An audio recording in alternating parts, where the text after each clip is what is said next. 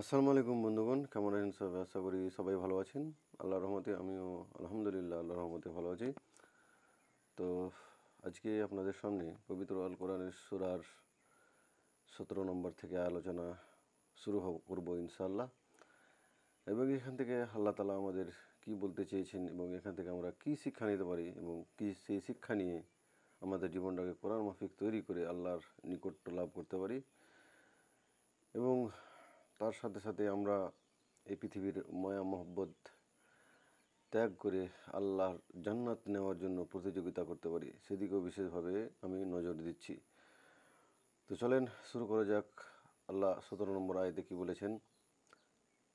আউযু বিল্লাহি মিনাশ শাইতানির রাজিম, বিসমিল্লাহির রহমানির রহিম। পরম করুণাময় ওয়াসিম দয়ালু আল্লাহর নামে শুরু করছি। ইযহাব ইলা ফিরআউনা ইন্নাহু তাগা। ফিরআউনের নিকটে যাও, সে তো সীমা লঙ্ঘন করেছে। আল্লাহ তাআলা বলছেন তার প্রিয় নবী হযরত মুসা আলাইহিস সালামের ঘটনা এখানে উল্লেখ হয়েছে যে আল্লাহ তাআলা বলছেন যে ফিরআউনের নিকটে যাও, সে তো সীমা লঙ্ঘন করেছে। সে কি করেছে? সীমা লঙ্ঘন করেছে। আল্লাহ তাআলা মুসাকে আদেশ করছেন সেই তুর পাহাড়ের মধ্যে যেখানে যেখানে তুয়া উপত্যকায় যেখানে নবী মুসাকে নবুয়ত দান করা হয়েছিল, আল্লাহ তাআলা তাকে স্বয়ং একথা বলেছিলেন। তো আল্লাহ তাআলা বলেছিলেন যে তুমি ফিরআউনের নিকটে যাও, সে কি করেছে? সে সীমা লঙ্ঘন করেছে, সে সীমা লঙ্ঘনকারী, সে সীমা লঙ্ঘন করেছে। তাকে সঠিক পথ দেখাও, তাকে আমার আল্লাহর আল্লাহর বা তাকে কিতাবের জবুর এর পাঠ, আমার বাণী পৌঁছে দাও তার কাছে। তো অর্থাৎ তাফসীরগণ বলছে যে অর্থাৎ কুফুর, অবাধ্যতা ও অহংকারের সীমা ছাড়িয়ে গেছে। সে কি করেছে? অহংকারের কুফুর করেছে এবং অহংকারের অবাধ্যতা, এ সমস্ত তার চরিত্রে, এই সমস্ত তার কর্মের কি করেছে? সীমা সে ছাড়িয়ে গেছে। এরপর 18 নম্বর আয়াতে আল্লাহ তাআলা বলছেন ফাকুল হাল লাকা ইলা আন তাযাক্কা। অতঃপর বলো তোমার কি ইচ্ছা আছে যে তুমি পবিত্র হবে। অতঃপর তাকে বলো তোমার কি আত্মশুদ্ধির কোনো আগ্রহ আছে। আল্লাহ তাআলা প্রশ্ন সহকারে বলছেন কাকে? সেই ফিরআউনকে, যে মুসা নবীর মাধ্যমে, যে তোমার কি, তোমাকে তাকে তাকে বলো বা ফেরাউনকে বলো তোমার কি আত্মশুদ্ধির কোনো আগ্রহ আছে, তোমার কি নিজেকে শুধরে নেওয়ার, নিজেকে পরিবর্তন করার কোনো আগ্রহ আছে কি, কোনো মনোভাব আছে কি? এই যে তুমি ফসাদ সৃষ্টি করেছো এই পৃথিবীর, এই তোমার রাজ্যে প্রত্যেকটা মানুষকে তুমি ধরে ধরে কাতাল করেছো ইতিপূর্বে, এবং এখন তুমি নিজেকে নিজেকে নিজেকে মাবুদ বলে দাবি করছো। তো এই সমস্ত ভুল ভ্রান্তি থেকে বেরিয়ে আসার তোমার কোনো আগ্রহ আছে কি? আল্লাহ তাআলা বলছেন যে তাফসীরকারক কি বলছেন যে অর্থাৎ এমন পথ ও তারিকা তুমি কি পছন্দ করো যাতে তোমার আত্মশুদ্ধি হতে পারে, আর সেটা হলো তুমি মুসলিম এবং আল্লাহর অনুগত হয়ে যাও। তাফসীরগণ বলছেন যে তারা মুসা নবীকে আল্লাহ তাআলা এইভাবে পাঠিয়েছিলেন ফিরআউনের কাছে, যে সে যেন কি করে, নিজের এই যে অহংকার, এই যে নিজেকে আল্লাহ বলে দাবি করার থেকে সে যেন বেরিয়ে আসে এবং সে যেন এক আল্লাহর ইবাদত করতে শুরু করে, সেই অহংকার ত্যাগ করে আসে। তো এই ছিল ফিরআউনের অহংকার। আল্লাহ তাআলা তাকে প্রশ্ন সহকারে বলছেন, তাকে হেদায়েত দেওয়ার জন্য মুসা নবীর মাধ্যমে বলেছিলেন কি সে যেন এই কুফুর থেকে, এই পাপ কাজ থেকে বেরিয়ে আসে। এবার 19 নম্বর আয়াতে আল্লাহ তাআলা বলছেন ওয়া আহদি ইয়াকা ইলা রাব্বিকা ফাতাখসা। আর আমি তোমাকে তোমার রবের দিকে পথ দেখাবো যাতে তুমি তাকে ভয় করো। আর আমি কি তোমাকে তোমার প্রতিপালকের পথ দেখাবো, ফলে তুমি তাকে ভয় করবে। তাফসীরগণ বলছেন অর্থাৎ তার একত্ব এবং ইবাদতের পথ, যার ফলে তুমি তার শাস্তিকে ভয় করবে। এই জন্য যে আল্লাহর ভয় তারই অন্তরে সৃষ্টি হয়ে থাকে, যে হেদায়েতের পথ অবলম্বন করে চলে, যে হেদায়েত পায়, যে আল্লাহর পথে নিজের জীবনটাকে উৎসর্গ করে দেয়, সেই কেবল আল্লাহর ভয়ে ভীত সন্ত্রস্ত হয়ে তার জীবনটা অতিবাহিত করে। তা আল্লাহ বলছেন যে আর আমি কি তোমাকে তোমার প্রতিপালকের পথ দেখাবো, আমি কি তোমাকে আল্লাহর সেই এমন পথ দেখাবো যে পথে তুমি তাকে ভয় করবে। আর অবশ্যই কে ভয় করবে যে আল্লাহর মুমিন বান্দা হবে বা সবসময় নিজের জীবনটাকে আল্লাহর বিধান অনুযায়ী নিয়ে চলবে, এমন নাকি সে নিজে বাদশা, যেভাবে এই ফেরাউনের কথা বলা হয়েছে। এখান থেকে আমাদের আল্লাহ তাআলা শিক্ষা দিয়েছেন যে অহংকার এবং নিজেকে গর্ব করার কোনো মানে হয় না। আমাদের এই অহংকার এবং গর্ব করার থেকে আমাদেরকে বেরিয়ে আসতে হবে এবং এক আল্লাহর ইবাদতে লিপ্ত থাকতে হবে এবং সেখানে কি করতে হবে এবং আল্লাহকে ভয় করতে হবে যে আমরা এই পৃথিবীতে এসেছি ক্ষণস্থায়ীর জন্য। আল্লাহ আমাদের এখানে কি করতে পাঠিয়েছেন? পরীক্ষা নিতে পাঠিয়েছেন, নাকি রাজত্ব করতে, নাকি পৃথিবীর মায়া মহব্বতে পড়ে এই পৃথিবীকে নিজের সম্পত্তি মনে করে এখানে টিকে থাকতে। এটা একটা তুচ্ছ বিষয়, একটা নগণ্য বিষয়। আমাদের এটা কি করতে হবে? এটা ত্যাগ করে আমাদের কি করতে হবে? আল্লাহর কাছে একদিন ফিরে যেতে হবে। তো অবশ্যই এখানে আমাদের কি করতে হবে? এই মায়া মহব্বত, যেভাবে ফেরাউন নিজেকে অহংকার, নিজেকে দাম্ভিক, নিজেকে আল্লাহ বলে দাবি করতো, নিজেকে সৃষ্টিকর্তা বলে দাবি করতো, সেই যদি গুণাগুণ যদি আমারও এই যুগে যদি কেউ কারো থেকে থাকে, তারাও সেই একই পথের, আল্লাহর দেখানো পথের পথিক হতে হবে তাদের, না তো তাদের আর কোনো নিস্তার নেই আল্লাহর ক্রোধ থেকে, আল্লাহর জাহান্নাম থেকে। এরপরে 19 নম্বর এরপরে 20 নম্বর আয়াতে আল্লাহ তাআলা বলছেন ফা আরা হুল আয়া তাল কুবরা। আল্লাহ তাআলা 20 নম্বর আয়াতে বলছেন ফা আরা হুল আয়া তাল কুবরা। অতঃপর মূসা তাকে বিরাট নিদর্শন দেখালো। এর অনেক লম্বা চড়া ইতিহাস আছে। মূসা নবী কীভাবে তা গিয়েছিলেন, আল্লাহ তাকে একটা লাঠি দান করেছিলেন। সে লাঠিতে যখনই তিনি ছাড়তেন তো সেখানে কী হতো, সেটা বিশাল আকারের একটা সাপে আকারে পরিণত হতো। তো সেই সাপ কী করেছিল? ফেরাউনের জাদুকর যত ছিল সাপ সেগুলোকে খেয়ে ফেলেছিল। এগুলো আল্লাহর নিয়ামত, প্রত্যেকটা নবীকে একটা মোজেজা দান করেছিলেন প্রত্যেক নবীকে। তো সেই মোজেজার মধ্যে ছিল একটা মূসা নবীর লাঠি, অর্থাৎ নিজের সত্যতার জন্য সেই সকল প্রমাণ পেশ করলেন যা তিনি আল্লাহর তরফ হতে প্রাপ্ত হয়েছিলেন। কেউ কেউ বলেন মহানির্দেশন, এর উদ্দেশ্য হলো সেই মোজেজা অলৌকিক বস্তুসমূহ যা মূসা আলাইহিস সালামকে দান করা হয়েছিল, যেমন হাতের শুভ্রতা এবং লাঠি। আবার কারো কারো মতে উদ্দেশ্য হলো তাকে দেওয়া 9টি নির্দেশন। এই হচ্ছে তা আল্লাহ তাআলার অনুগ্রহ বা আল্লাহ তাআলার দেওয়া আল্লাহ তাআলার দান, যা প্রত্যেক নবীকে আল্লাহ তাআলা দিয়েছিলেন, যাতে তারা আল্লাহর নবী এটা প্রমাণিত করতে পারে মানুষের সামনে। তো মূসা নবীকেও সে একই দান করেছিলেন মুজিজা। সেটা হচ্ছে হাতের একটা চমক, যে হাত যদি মূসা নবী তার নিজের বগলের মধ্যে চেপে রাখতেন, সেটা আলোর ন্যায় জ্বলতে থাকতো, অথবা লাঠি দিয়ে দিয়েছিলেন, যেটা যখনই ছাড়তেন তিনি একটা বিশাল আকারের সাপে পরিণত হতো। তো এগুলো নির্দেশন দিয়েছিলেন আল্লাহর তরফ থেকে, মুজিজা দান করেছিলেন মূসা নবীকে। এরপর 21 নম্বর আয়াতে আল্লাহ তাআলা বলছেন ফাকাজ্জাবা ওয়া আশা, কিন্তু সে অস্বীকার করলো এবং অমান্য করলো। এত নিদর্শন দেখা সত্ত্বেও ফিরআউন কী করলো? অস্বীকার করলো এবং অবাধ্য হলো, যে এইগুলো তো জাদু, এগুলো তো বানাওয়াট। সে এত কিছু দেখার পরেও কী করেছিল? সে বিশ্বাস করেনি আমাদের নবী হযরত মূসা আলাইহিস সালামকে, ফেরাউন। কিন্তু এ সমস্ত প্রমাণ এবং মুজিজা তার মধ্যে কোনো প্রভাব ফেলতে পারলো না এবং মিথ্যা জ্ঞান, অবাধ্যতায় সে অটল থাকলো।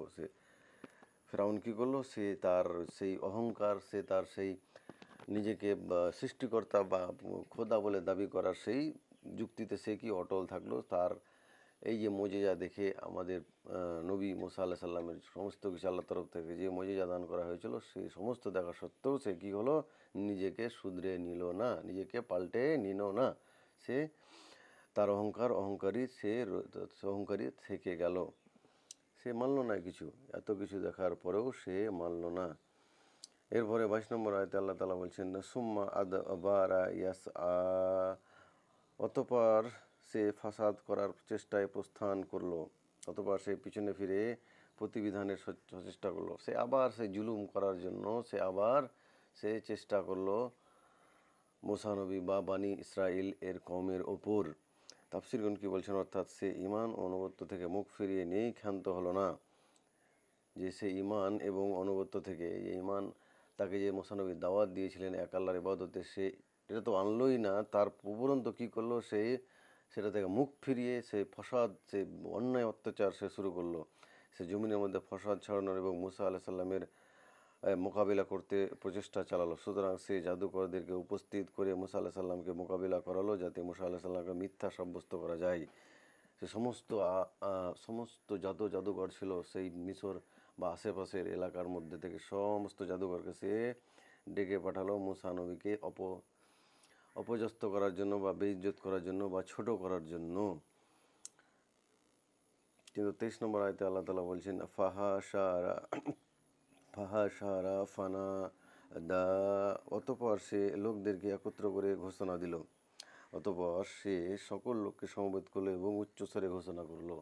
কে? ফিরআউন কী করলো? সমস্ত যত লোক সে ডেকেছিলেন তার রাজ্যের মধ্যে বা তার আশেপাশে, সে বড় বাদশা ছিল, তো সে সমস্ত যত লোক ছিল তার আদেশে সবাই উপস্থিত হয়ে সে কী করে, সবাই উপস্থিত লোকদের সামনে ফেরাউন কী করলো? উচ্চস্বরে ঘোষণা করলো।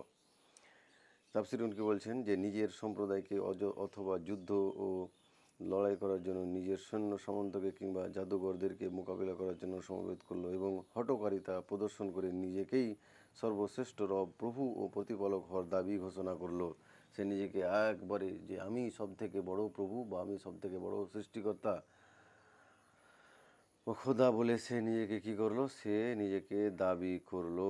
সমস্ত সৈনিক বা সমস্ত তার যত রকম প্রজা থাকে, যত রকম লোকজন সেই যুগে ছিল, সমস্ত ডেকে সে নিজেকে এই খোদা বলে সে দাবি করলো। তারপরে 24 নম্বরে আয়াতে আল্লাহ তাআলা বলছেন ফাকালা আনা রাব্বুকুমুল আলা, আর বলল আমি তোমাদের সর্বোচ্চ রব। আর ফেরাউন কত বড় সে শয়তান, কত বড় সে জালিম, সে নিজেকে কি বলল? সে নিজেকে রব বলে দাবি করলো।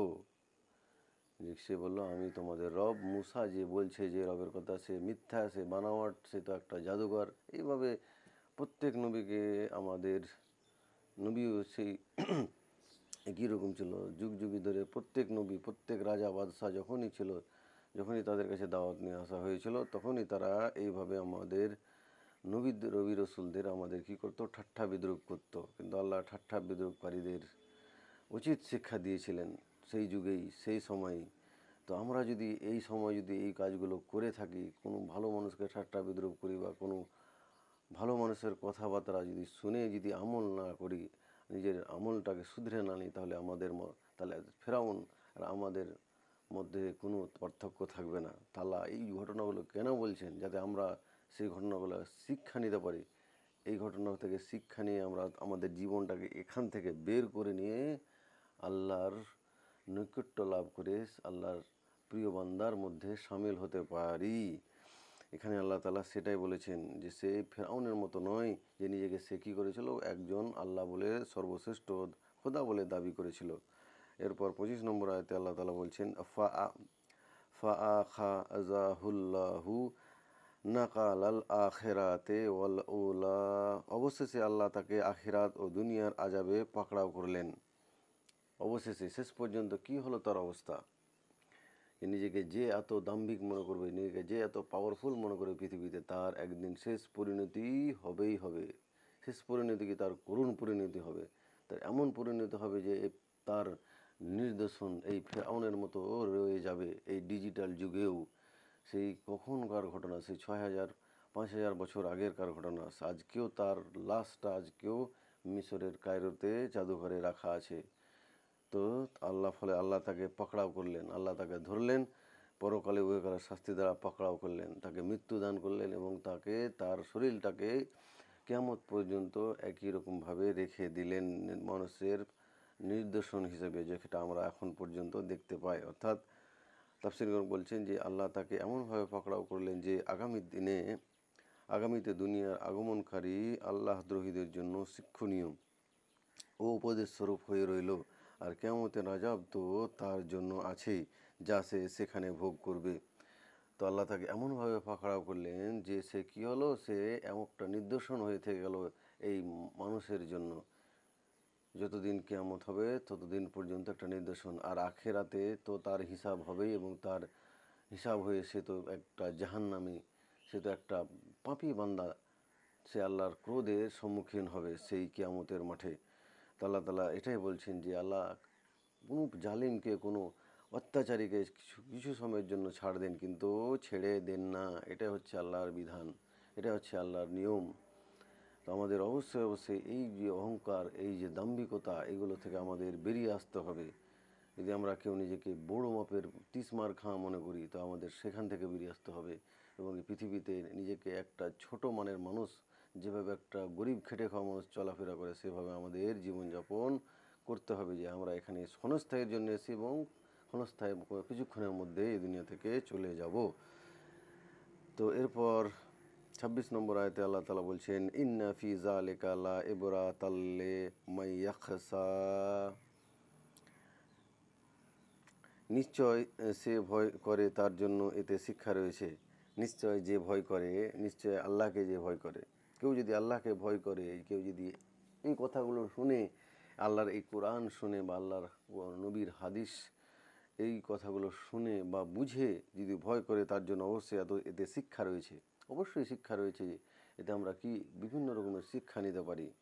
এখান থেকে শিক্ষা নিয়ে আমাদের জীবনটাকে শুধরে নিতে পারি, আমার জীবনটাকে সফল করতে পারি।